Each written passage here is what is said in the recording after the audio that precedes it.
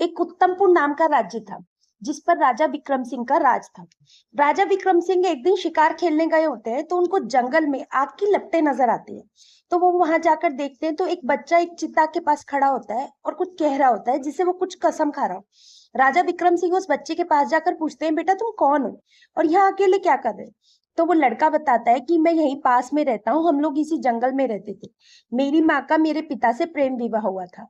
दादाजी ने पहले तो मेरी माँ को स्वीकार कर लिया, लेकिन उनकी शादी के कुछ दिन बाद ही मेरे पिता को सांप ने काट लिया। तो मेरे दादाजी ने मेरी माँ को मनहूस कहकर घर से निकाल दिया। इस वजह से मेरी माँ यहाँ रहती थी जंगल में और मैं मेरी माँ के साथ रहता था। मेरी माँ गरीब थी और वो चाहती थी कि मैं एक बहुत बड़ा आदमी बनूं। तो मैं अपनी माँ की चिता पर यही कसम खा रहा था कि मैं एक बहुत बड़ा आदमी बनूंगा।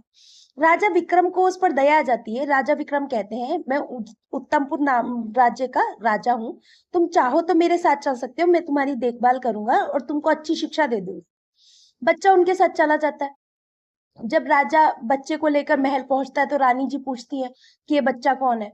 तो वो बता देते हैं कि ऐसे ऐसे ये जंगल में मिला मुझे, इसकी माँ नहीं है, इसका कोई भी नहीं है, आज से ये आपके पास ही रहेगा, आपकी छत्र छाया में रहेगा, जैसे अपने दोनों बच्चे पलते हैं आप उसी तरह इसका पालन पोषण कीजिए। रानी थोड़ी क्रूर टाइप की थी, उसको ये चीज सब चीजें पसंद नहीं थी। वो रानी क्या करती है, जब अपने बच्चों को खाना देती है तो वो सोने की थाली में देती है और उस बच्चे को खाना पत्तल में देती है। तो वो लड़का खाने से मना कर देता है। वो कहता कि नहीं, या तो आप मेरे को भी सोने की थाली में खाना दो। तो रानी कहती है कि नहीं, तुम्हें तो खाना पत्तल में ही मिलेगा। वो लड़का गुस्से में घर छोड़कर चला जाता है, राजमहल छोड़कर चला जाता है। जब राजा को ये बात पता चलती है तो राजा पूछता है, रानी जी आपने ऐसा क्यों किया? रानी जी कहती है कि मैं तो उस बच्चे की परीक्षा ले रही थी कि वो कुछ काबिल भी है कि खाली बातें बना रहा है। उस बच्चे में कोई दम नहीं है, वो कुछ नहीं कर पाएगा, वो कोई बड़ा आदमी नहीं बन पाएगा, उसमें तो बहुत ही ज्यादा घमंड है। राजा उसको समझाता है रानी को कि रानी जी कुछ भी हो, वो एक छोटा बच्चा था, अभी 10-11 साल का बच्चा है, आपको उसके साथ ऐसे भेदभाव नहीं करना चाहिए, उसको मन पर ठेस पहुंची होगी। राजा उसको महल में ढूंढने लगता है, रानी से कहता है पता नहीं कहीं वो चला नहीं गया हो। तो रानी कहती है, राजमहल के ऐशो आराम छोड़कर भी कोई कहीं जाता है क्या? यहीं कहीं मिल जाएगा। राजा पूरे महल में उसको ढूंढवाता है, कहीं पूरे राज्य में ढूंढवाता है, लेकिन वो लड़का उसको कहीं नजर नहीं आता। लड़का एक जंगल में पहुंच जाता है।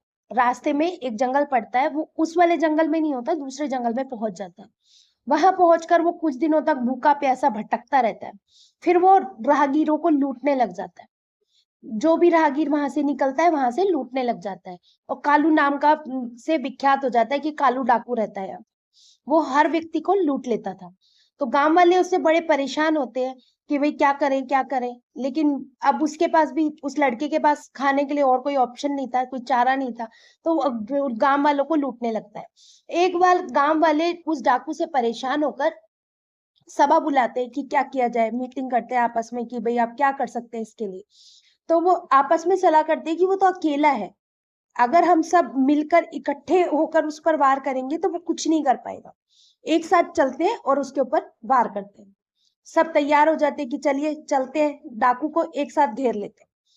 जब डाकू सबको एक साथ आते हुए देखता है तो वो डर जाता है।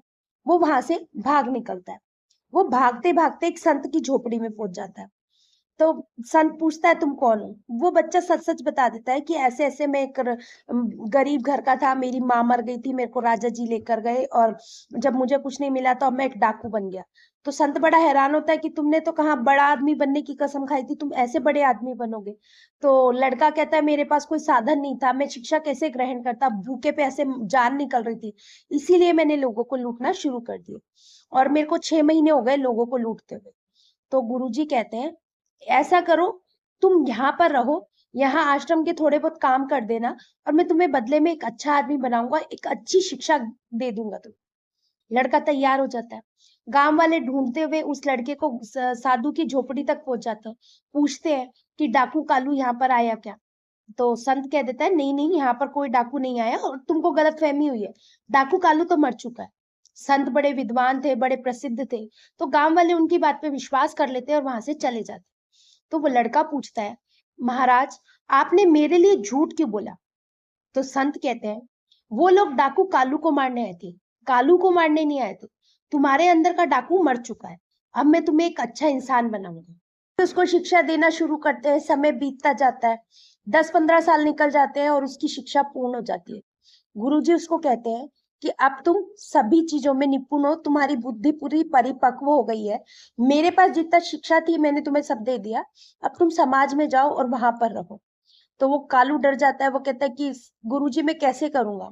वो कहते हैं तुम अपनी बुद्धिमत्ता के बल पर सब कुछ कर पाओगे, तुम जाओ और अब तुम्हें खुद से अपने लिए खुद कमाना होगा, खाना होगा, मैंने तुमको परिपक्व कर दिया। वो लड़का वहां से चला जाता है, वो उसी नगरी में पहुंचता है, उत्तमपुर। वो सोचता है कहाँ चला जाए, तो वो सोचता है उत्तमपुर चला जाए। तो वहां पर जाकर पता चलता है वहां के जो महामंत्री थे उनकी मृत्यु हो चुकी है। तो वो राजा के महल में जाता है और वहां पर देखता है, तो वहां बात चल रही होती है कि भाई किसको मंत्री बनाया जाए। तो कई लोग प्रस्ताव रखते हैं कि भाई महामंत्री के बेटे को ही मंत्री बनाना चाहिए, नियम कायदे तो यही कहते हैं। तो जो लड़का होता है कालू, वो अपोज करता है, वो मना कर देता है कि भाई ये तो गलत रिवाज है, काबिल बंदे को बनाना चाहिए। वो राजा से कहता है कि मैं मंत्री बनना चाहता हूँ। तो राजा कहता है कि भाई तुम्हें मैं कैसे मंत्री बना दूं। तो वो राजा से कहता है कि ऐसे कीजिए, आप जिसको मंत्री बनाना चाहते हैं आप उसकी और मेरी परीक्षा ले लीजिए, आपको फिर दोनों में से जोन सा व्यक्ति उचित लगेगा आप उसको मंत्री बना लेना। राजा को उसकी बात सही लगती है, वो राजा को अपना नाम यश बता देता है कि मेरा नाम यश है। तो ठीक है, राजा कहता है ठीक है, मैं तुम दोनों की परीक्षा लूंगा, तुम दोनों जो परीक्षा में से उत्तीर्ण होगा उसको मैं महामंत्री बना लूंगा। मंत्री का बेटा भी इस शर्त के लिए तैयार हो जाता है। तो राजा दोनों को एक सोने की तलवार देता है जिसके आगे नोक पर कुछ लाल लाल लगा होता है, और एक को उत्तर दिशा की ओर भेजता है और एक को दक्षिण दिशा के राज्य की ओर भेजता है। तो जो मंत्री का बेटा होता है वो उत्तर दिशा की ओर जाता है और वहां के राजा को तलवार तोहफे में देता है। तो राजा पूछता है कि ये तलवार पर ये लाल लाल क्या लगा हुआ है, ये किस चीज का प्रतीक है। मंत्री के बेटे को कुछ समझ नहीं आता कि वो इस बात का क्या जवाब दे। वो कहता है कि लाल रंग इस बात का प्रतीक है, या तो आप हमारी राजा की स्वीकार करें कि हमारा राज्य आपसे ज्यादा ताकतवर है, हमारे राज्य की अधीनता स्वीकार करें, नहीं तो आप हमसे लड़ने के लिए तैयार हो जाओ। राजा को ये सुनकर गुस्सा आता है, वो अपनी सेना की टुकड़ी को आदेश दे देता है कि सेना तैयार करो और हम उत्तमपुर पर आक्रमण करेंगे। सौरांग जो मंत्री का बेटा होता है वो डर जाता है और फटाफट भागा भागा अपने राज्य पहुंचता है। इधर दूसरी तरफ जो कालू होता है जिसने अपना नाम यश बताया होता है, वो दक्षिण दिशा के राज्य की तरफ पहुंचता है। तो राजा पूछता है कि ये लाल रंग किस बात का प्रतीक है। तो वो थोड़ी देर सोचता है, फिर वो जवाब देता है कि ये लाल रंग मित्रता का प्रतीक है, हमारा राज्य आपसे मित्रता करना चाहता है और हम इस मित्रता के लिए किसी भी हद तक जाने के लिए तैयार है। हम अपनी मित्रता पूरे अंत तक निभाएंगे, चाहे हमें इसके लिए कुछ भी करना पड़े। तो राजा बड़ा खुश हो जाता है कि भाई इतना अच्छा राजा है, वो मित्रता स्वीकार कर लेता है और उस तलवार को तोहफे को भी स्वीकार कर लेता है, और भेंट के स्वरूप वो दूसरे राजा में मतलब उत्तमपुर के लिए एक सेना की टुकड़ी को भेज देता है कि ये सेना की टुकड़ी आप हमारी तरफ से भेंट स्वरूप अपने राजा को दे दीजिएगा। जो मंत्री का बेटा होता है वो भागा भागा डर के मारे राजा के पास पहुंचता है। तो राजा पूछता है कि तुमने उस लाल रंग का क्या मतलब बताया। तो मंत्री का बेटा सारा कुछ बता देता है कि ऐसे ऐसे मैंने बताया कि भाई आप उन पर अधिकार करना चाहते हैं, या तो वो हमारी अधीनता स्वीकार करें, नहीं तो हम उस पर आक्रमण कर देंगे। राजा अपना माथा पीट लेता है और वो ये भी बता देता है कि उनकी जो सेना है वो गेट पर खड़ी है और आक्रमण का इंतजार कर रही है। राजा बड़ा घबरा जाता है कि अब क्या होगा, बिल्कुल एंड टाइम पे, अभी तो हमने सेना की टुकड़ी भी हमारी तो बिखरी हुई है। इतने में जो यश होता है वो आ जाता है, वो बताता है कि ऐसे ऐसे मेरे साथ सेना की एक टुकड़ी आई है जो अभी दरवाजे पर ही है, आप उसको भेज दीजिए, साथ में थोड़े से सैनिक इकट्ठे करके दूसरी साइड से उनको आक्रमण करते हैं तो हम जीत जाएंगे। और ऐसा ही होता है, दो साइड से आक्रमण किया जाता है। एक तो यश जो कालू होता है वो लेकर जाता है सेना की टुकड़ी, और दूसरी एक सेनापति लेकर जाता है। दोनों साइड से सेना पर आक्रमण किया होता है। वो राजा भी बहुत ज्यादा अपने आत्मविश्वास से भरा होता है कि भाई राजा तो अभी तो सेना की टुकड़ी तैयार नहीं कर पाएगा, तो वो हारे जाते हैं क्योंकि वो बहुत ज्यादा ओवर कॉन्फिडेंस से भरे होते हैं, तो वो हार जाते हैं। राजा कालू की बुद्धिमत्ता से खुश हो जाता है और उसको मंत्री बना लेता है।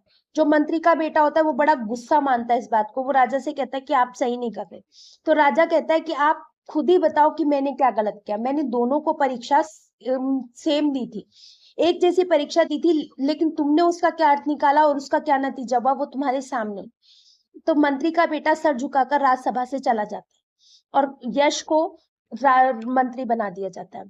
तो इस खुशी में राजा बड़ा खुश होता है कि भाई आज दूसरे राज्य ने हम पर आक्रमण कर दिया था और महामंत्री की बुद्धि से हम लोग बच गए। वो मंत्री को अपने यहाँ पर खाने के लिए आमंत्रित करता है। रानी खाना परोसती है उसको, तो वो चांदी की थाली में खाना परोसती है। तो वो कहता है कि क्या मुझे सोने की थाली में खाना परोसा जा सकता है? रानी कहती है हाँ हाँ क्यों नहीं। वो सोने की थाली में खाना परोस देती है। तो जो रानी होती है कि आपने सोने की थाली में खाना क्यों मांगा? तो वो बता देता है, रानी जी आप भूल गए क्या? 15 साल पहले आपने मुझे पत्तल में खाना परोसा था। तो रानी चौंक जाती है। वो बताता है कि मैं वही कालू नाम का लड़का हूँ जो आपके यहाँ पर रुका था। राजा भी उसको पहचान नहीं पाया था क्योंकि वो उस टाइम में बाल अवस्था में था, युवा अवस्था में आ चुका था। तो राजा उसको देखकर बड़ा खुश होता है। फिर वो राजा को पूछता है उससे कि तुम कहाँ थे इतने टाइम, तुमने क्या किया, कैसे किया? तो वो सब बता देता है कि ऐसे ऐसे मैं एक डाकू बन गया था। डाकू बनने के बाद लोग मुझे मारने गए थे, लेकिन एक साधु के शरण में मैं पहुंच गया और उन्होंने मुझे विद्या दी, जिसकी वजह से आज मैं एक बुद्धिमान व्यक्ति बन पाया। वो सब बता देता है। वो अपना अतीत भी बता देता है कि मैंने डाकू भी बना था और ऐसे करके लोग मुझे मारने वाले थे। लेकिन राजा खुश था कि वो, क्योंकि वो उसकी बुद्धिमत्ता से बड़ा प्रभावित था, तो वो उसको कुछ नहीं कहता और मंत्री बनाए रखता है। कुछ समय पश्चात जो उनका दोस्त बना था राज्य, उसमें एक समस्या आ जाती है। वहां पर चोरी होने लग जाती है। तो वहां का राजा मदद के लिए राजा विक्रम सिंह को खत लिखता है कि ऐसे ऐसे हमारे राज्य में चोरी हो रही है और चोर का पकड़ा नहीं जा रहा, तो क्या आप हमारी कोई मदद कर सकते हैं क्या? राजा ये सब बात यश को बताता है और यश से कहता है कि जाओ जाकर तुम उस समस्या का समाधान करो। राजा उसको एक पत्र दे देता है लिखकर कि ये पत्र तुम राजा साहब को दे देना। यश उस पत्र को लेकर वहां से चला जाता है उस राज्य के राजा के पास। तो उस पत्र में साफ साफ लिखा होता है कि ये पहले डाकू था, फिर ये मेरे यहाँ पर मंत्री का 5 साल से काम संभाल रहा है और बहुत ही अच्छे तरीके से काम संभाल रहा है और बहुत ही विश्वास पात्र है। पहले राजा डाकू नाम सुन के डर जाता है, फिर सोचता है कि जब राजा विक्रम सिंह ने इतने भरोसे से इसको यहाँ पर भेजा है और 5 साल से महाराज के यहाँ पर काम कर रहा है, तो कोई अच्छा ही व्यक्ति होगा। वो उस पर विश्वास कर लेते हैं। फिर एक दिन क्या होता है, एक बुढ़िया आती है रोती हुई, उसके साथ 3 आदमी होते हैं। वो 3 आदमी कहते हैं कि इस बुढ़िया ने हमारा धन चुराया है। बुढ़िया रो रो कर कह रही होती है कि नहीं, मैंने कोई धन नहीं चुराया, मैंने कोई चोरी नहीं करी। तो फिर पूछा जाता है कि भाई आप विस्तार से अपनी कहानी बताइए। तो बुढ़िया विस्तार से कहानी बताने लगती है कि ये 4 दोस्त थे, 4 व्यापारी थे, इस राज्य में व्यापार करने के लिए आए थे। इन्होंने खूब सारा धन कमाया, इनके पास धन रखने की जगह नहीं थी। तो ये लोग एक दिन मेरे पास आए और आकर कहने लगे, माँ ये धन रख लो हमारा, इसके बदले में हम तुम्हें थोड़ा सा पैसा दे देंगे, लेकिन जब हम चारों आए तभी ये धन हमें वापस करना, वरना मत देना।